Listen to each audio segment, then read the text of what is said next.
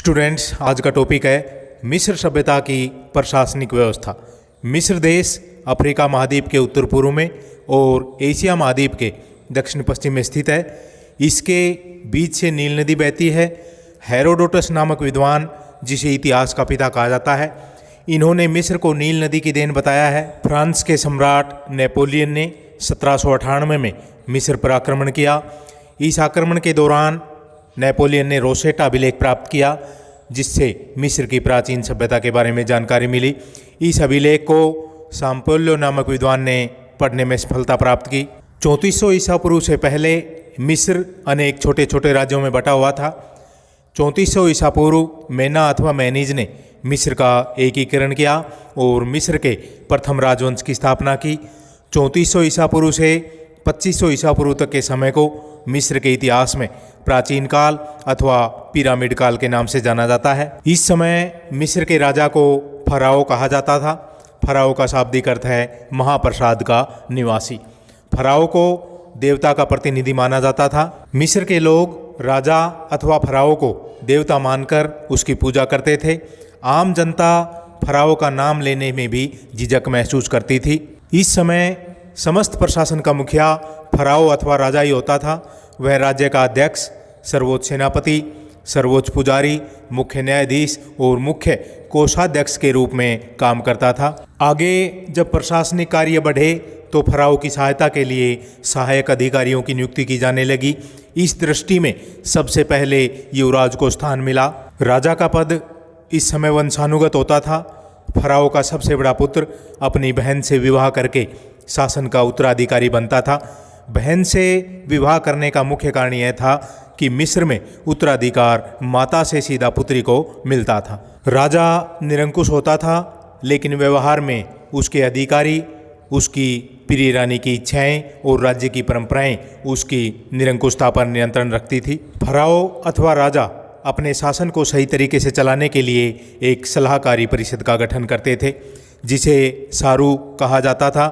Pharaoh के नाबालिग होने की स्थिति में उसके प्रशासन की देखभाल राजमहिषी करता था। छठे राजवंश की समाप्ति के साथ ही मिस्र में पिरामिड युग का समापन हो गया।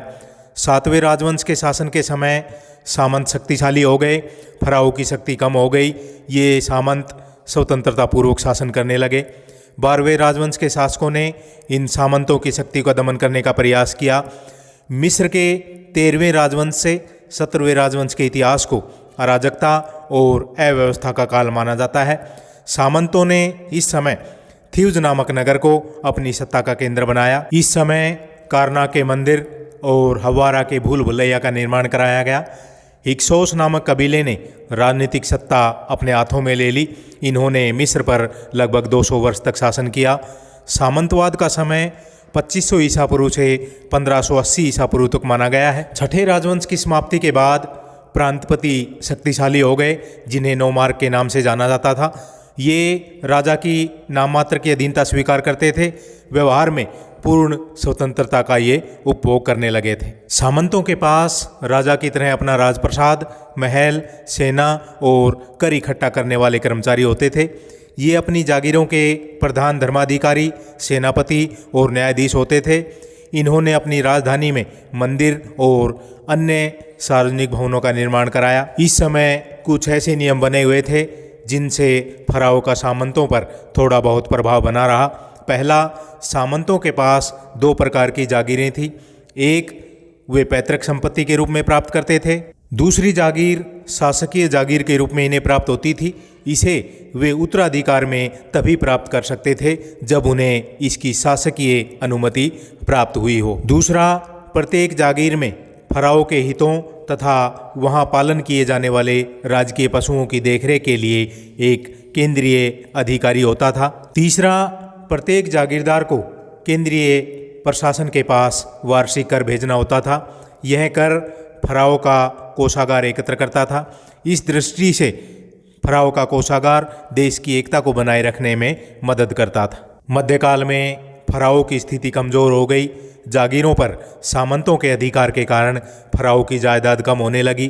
फराओ अपनी व्यक्तिगत सुरक्षा तथा उपद्रवी सामंतों पर नियंत्रण रखने के लिए स्थायी सेना रखने लगे। इनको वेतन दिया जाता था और फराओ स्वयं ही इस सेना का सेनापति होता था। मध्यकाल में फराओ की आय भी कम हो गई, कर बहुत ही कम प्राप्त होने लगा। इस कमी को पूरा करने के लिए फराओ ने नूबिया की सोने की खानों से तथा विभिन्न क्षेत्रों की बहुमूल्य पत्थर की खानों से अधिकाधिक लाभ उठाने का प्रयास किया।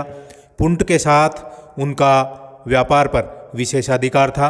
1580 ईसा पूर्व से 650 ईसा पूर्व के समय को मिस्र के इतिहास में साम्राज्य युग के नाम से जाना जाता है। अहमोस प्रथम ने 18वें राजवंश की स्थापना की और हिक्सोसों को मिस्र से मार भगाया। रानी हतशेपसुत 18वें राजवंश के शासक थुतमोस प्रथम की पुत्री और थुतमोस तृतीय की पत्नी थी। थुतमोस तृतीय ने एशिया पर 15 बार आक्रमण किए। इसे मिस्र का नेपोलियन तथा संसार का प्रथम साम्राज्य निर्माता कहा जाता है। एखनाटन और तूतनखामेन भी 18वें राजवंश के शासक थे। इस वंश के शासकों को सूडान, लीबिया, क्रीट, साइप्रस, फिलिस्तीन, लेबनान, सीरिया और मेसोपोटामिया क्षेत्रों के लोग कर या उपहार देने के लिए आते थे। 18वें राजवंश की स्थापना के साथ ही मिस्र के प्रशासन में भी कुछ थोड़ा बहुत परिवर्तन हुआ। फराओ अभी भी राज्य का सर्वोच्च अधिकारी था। इस समय एक महत्वपूर्ण परिवर्तन यह हुआ कि राज्य और फराओ की शक्ति सेना पर आधारित हो गई। ये शासक अब साम्राज्यवादी हो गए। हिक्सोसों के संपर्क में आने के कारण मिस्रवासी घोड़ों से खींचे जाने वाले रथों के उपयोग और युद्ध की आक्रामक तकनीक से परिचित हो गए। साम्राज्य काल में मिस्र के शासक एक विशाल और स्थायी सेना के स्वामी बन गए। इस सेना का उपयोग उन्होंने साम्राज्य के निर्माण के लिए किया। मिस्र सभ्यता में प्रशासन का दूसरा महत्वपूर्ण पद था प्रधानमंत्री। फराओ अथवा राजा की सहायता के लिए अन्य अधिकारी भी नियुक्त किए जाने लगे।